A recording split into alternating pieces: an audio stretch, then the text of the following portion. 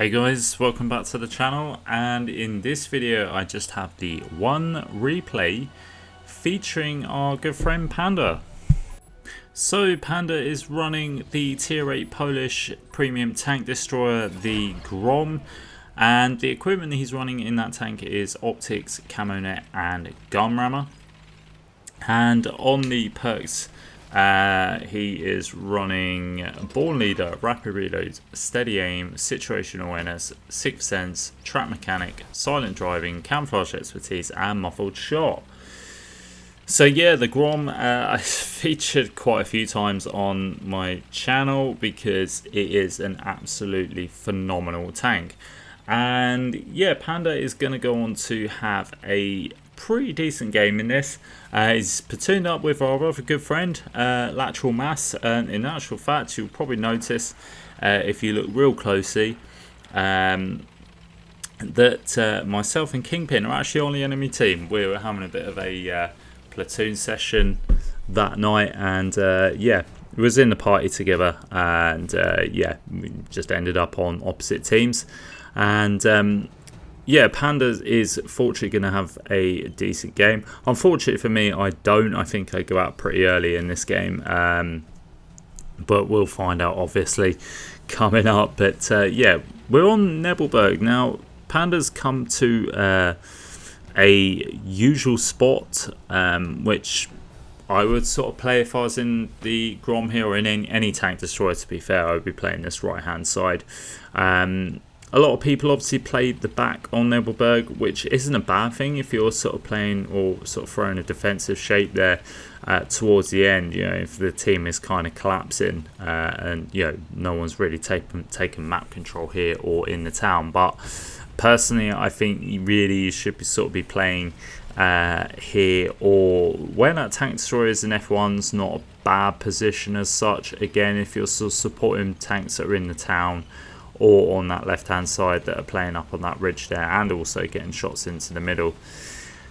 So it's been a bit of a slow start, to be fair, for Panda, but he does get a nice shot into that light tank there, damaging that light tank's engine, which is a good play, because if he can take out that light tank, then doesn't have to worry about getting spotted by that tank. But yeah, it's rolled high for 700 as well. Oh, rolled high? No, rolled low actually, because I think it's a 750 gun if I remember rightly. I need to do my research. Yeah, it's been a while since I played the GROM, but yeah, it's a 750 gun if I remember rightly. It's got some decent alpha, and like I say, as I've said before, it's that shell velocity that really makes this tank. It's just absolutely phenomenal. It's like a laser. It's actually got very decent turret armor as well. So when you're top tier, you can actually go brawling with it, surprisingly, and it does brawl quite well. Brawl with quite a few tanks in my time of playing this, and it's always been a laugh. Now Panda's trying to sort of see if he could get a shot into that light tank, but unfortunately the light tank just disappears.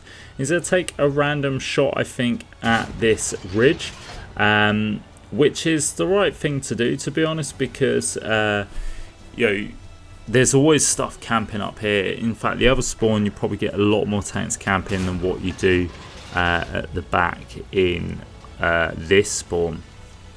Now, unfortunately, Mass has been taken out. Mass was playing the light tank, which is a bit of a shame for Panda, because you know, he doesn't have anybody that's able to give him that vision. And he's got bored of that position that he was in, so he's going to move over and up into the middle now and try and see, I think, if he can either get some shots into the heavy tanks in the middle, or perhaps get in a position where if any tanks get lit up at the back there, or if he might even be able to light them up himself, he can get some shots in and start, you know, dictating this game, because you know, where he was at wasn't really sort of profiting from any damage or any tanks on the other side sort of making any silly plays or advances. Now he's pushed up, he's got caught out a little bit because there's a tank destroyer on the right there, which you know, I think was sort of that sort of ended up proxy spotting him somewhat.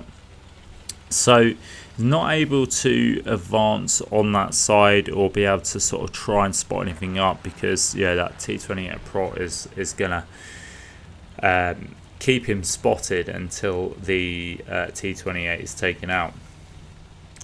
So now he's going to sort of push up to the middle here and try and see if we can get any shots into the heavy tank that is moving up. I think that's that mouse that's moved up there. Tried getting a shot into the side, but that mouse is just too well angled for the GROM to penetrate. I think he's going to try and see if he can potentially go for the lower plate, but it looks like the mouse is backing out the fight now, which gives this window of opportunity for Panda to move up into this middle spot and potentially try and see if he can either get some shots on that T28 Prot that was on the right hand side here that was proxy spotting. Equally, there's the light tank that's yodeling around there. He might be able to get a shot onto that light tank. Tries getting a shot, but unfortunately I think he just led the shot a little bit too far. You don't need to lead the shots too far in the GROM because of that really wicked shell velocity. Means you should just be able to just pop a little bit in front and the shot will connect, but any too far in front you're going to miss. The light tank's being a bit of a pest and just sort of driving around like a bit of a nutter, and obviously proxy spotting and lighting up Panda when he gets close. So yeah, needs to sort of pay attention to that light tank. Now see his machine that has just got distracted by this medium tank and just decided to go a little bit gung-ho. So he's giving his rear end to Panda. Panda's just going to poke and snap the shot and gets a shot in nicely, putting that machine down to a one shot. He might actually be able to finish him off here, but the P Victoria manages to do that job no problem. Unfortunately, the P Victoria goes down to the Death Star, which I suspect is actually sitting at the back of the hill there, and I think that's what Panda suspects. I should actually know, I was in this game, so yeah, I think the Death Star Ward's sitting at the back there now. Panda's going to chance a shot, and what are the odds of that? And he actually bounces around as well. I mean, Christ, put the lottery on Panda, for Jesus. Yeah, he's bounced 2.3k, and he's actually managed to land a shell blind into the Death Star. But he does get penned for a bit of damage there by, I think, another TD that's sitting up there with the Death Star. The mouse is back in the middle here now. Manages to squeeze a shot into the turret cheek of the mouse. Hopefully, if he can get some more, if he can get another shot into the mouse will actually be a one shot for him. So could potentially take out this mouse. And mouse just got been shot by something else. It's definitely a one shot for Panda now. Panda's going to line up the shot. It's going to try and see if he squeezes a shot in, but unfortunately it just bounces there. Someone else manages to get a shot in. Yeah, now the mouse does get taken out by his friendly Wizzy 5A.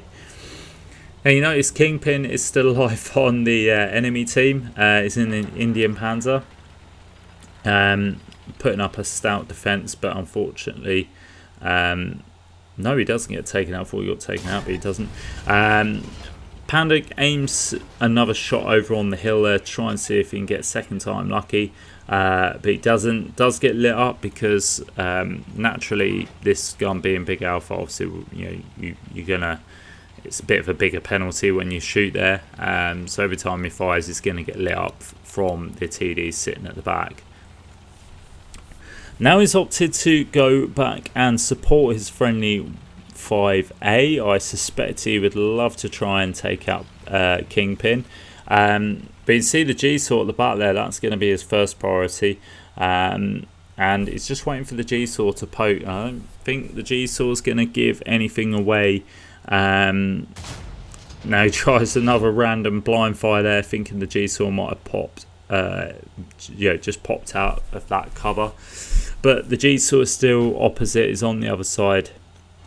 Now the 5A is making a move to the left, so this is not a bad play by the 5A, because if that G-Saw actually pokes out, if he, the G-Saw might actually have to overextend if he's gonna fire from, and you can see there, look, overextending, and Panda's luckily managed to get the shot in, taking out that light tank, which is quite crucial, to be honest, because that light tank was sort of the eyes for their team.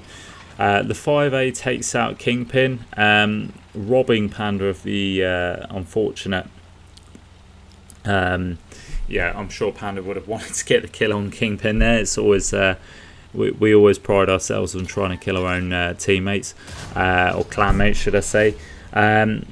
The Death Stars actually moved from the hill, and unfortunately Panda wasn't able to squeeze a shot in. We're on a 2v2 now, so considering this game was a real sort of bit of a slow start, bit of a snooze fest, it's really got quite tense now. And Panda's going to have his work cut out a little bit here, because this Death Star could potentially one-shot Panda if he manages to pen. But Panda's got a bit of luck on his side that this Death Star is a one-shot if Panda can get a shot in. Panda does manage to get a shot in and actually avoids a shot from that tank destroyer.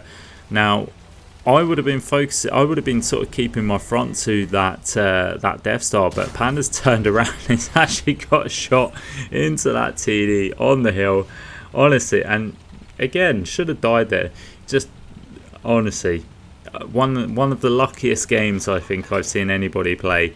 Manages to get 2 blind shots in and also avoids killing himself from a jump.